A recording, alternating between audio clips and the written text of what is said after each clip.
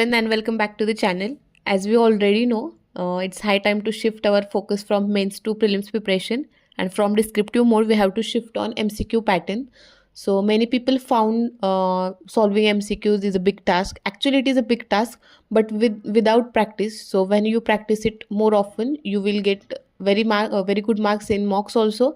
At the same time you will ace through the exam also. So from today onwards we are starting MCQ initiative, in which we will discuss at least 10 MCQs at the start with solution. I will provide solution also at the same time I will provide a PDF also, which will be uploaded on Telegram channel. So yeah, without wasting time, let's focus on first question, which is on your screen. Is which one among the following statement about the international dateline is not correct? A. The international dateline is largely based on 180-degree meridian. B. The difference in time between the places just either side of the international dateline is almost 1 day. C. The difference in time to the extent of 1 day on either side of the international dateline is caused by inclined axis of the earth. D. The international dateline mostly passes through the Pacific Ocean. So what could be the answer to this? Is it B or is it C? See, these kind of questions are there to confuse us. Okay, so whenever you read, what happened to most of the aspirants is, whenever we are in the exam hall, we already in tremendous pressure.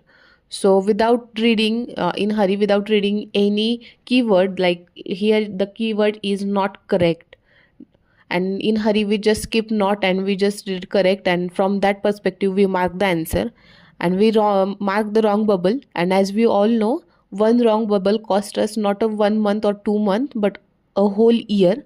So to save from these kind of disasters, one need to specifically underline this kind of words. See, whenever you go through any round of paper, like you are doing first round or second round or third round, just mark these kind of words, so that whenever you read question again, you will not get confused and you will have crystal clarity about how to solve the question and what is the demand of the question. So yeah, so the answer is option C. The international dateline IDL is an imaginary line on the surface of the earth established by the International Meridian Conference of 1884 that runs from north to south pole and demarcates one calendar day from the next. It passes through the middle of the Pacific Ocean, roughly following the 180-degree longitude, but it deviates to pass around some territories and island groups. So this is the answer. Next question is, which one among the following is not the feature of orographic rainfall? A. It requires a mountain barrier across the wind direction. B. Areas near the mountain slope receive the maximum rainfall. C. Windward slope gets maximum rainfall while leeward slope gets minimum rainfall. D. The windward slope is characterized by stratus clouds, whereas leeward slopes are characterized by cumulus clouds. So what's the answer? See, whenever they ask these kind of confusion kind of the statements which are themselves confusing, you need to clear about what are the characters of cumulus, what are the characters of stratus or altocumulus, like these kind of types. So you will get clarity only through multiple revisions. So revisions are really important for this to tackle these kind of questions. So the answer to this question is D. In case of orographic rainfall, windward slopes are characterized by cumulus clouds while leeward slopes are characterized by stratus clouds. Okay. So the next question is, condensation starts when A. Temperature of the air falls below dew point. B. Temperature of the air falls below freezing point. C. Additional moisture is added to air. D. Volume of air is increased without any addition of heat. Which of the above statement is wrong? So in this question, 3 things are correct, 1 is wrong. So the answer to the question is B. Frost occurs when temperature if the air falls below freezing point.